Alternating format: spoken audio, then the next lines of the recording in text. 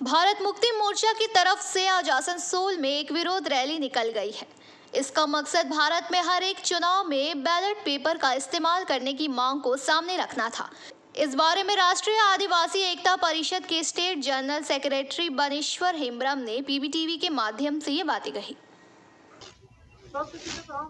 এটা ইভিএম এর বিরুদ্ধে বিক্ষোভ শুধু নয়, এটা 4 চরণের আন্দোলন ভারত মুক্তি মোর্চার তরফ থেকে, যেটা প্রথম চরণ 5 জানুয়ারি আমরা ভারতবর্ষের 567টা জেলাতে আমাদের ডিএম এর মাধ্যমে রাষ্ট্রপতিকে আমাদের জ্ঞাপন দেওয়া হয়েছে।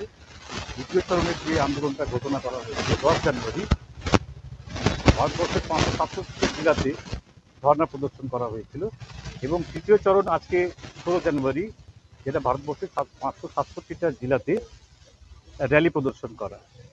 এই 3 চরণের আন্দোলন অলরেডি হয়েছে, এবং চতুর্থতম যে আন্দোলনটা রয়েছে 31 জানুয়ারি দিল্লিতে ভারতবর্ষের নির্বাচন কমিশনের যে হেডকোয়ার্টার আছে, আমরা এখানে মহার্যালি নিয়ে যাচ্ছি। আমরা আর মহার্যালি নিয়ে যাওয়ার বিশেষ কারণটাই হচ্ছে ভারতবর্ষের জনতা থেকে শুরু করে ভারতবর্ষের যে চিফ আমাদের যে সুপ্রিম কোর্ট, ভারতবর্ষের সুপ্রিম কোর্ট যে রায় দিয়েছে, সে সুপ্রিম কোর্টের রায়কে ভারতবর্ষের নির্বাচন কমিশন অবমাননা করছে। তা আমরা মনে করি যে সুপ্রিম কোর্টের রায়কে যে অবমাননা করে সে দেশদ্রোহী। তো আমরা ইভিএম এর বিরুদ্ধে নির্বাচন কমিশনে আমরা সে কারণেই আমরা যাতে ব্যালট পেপারে ভোট করানো হয় তার সেই দাবিতেই আমরা 31 জানুয়ারি চতুর্থতম যে আন্দোলন ঘোষিত আছে, আমরা দিল্লিতে আমরা 31 জানুয়ারি আমরা র্যালিতে আমরা নিয়ে যাবো।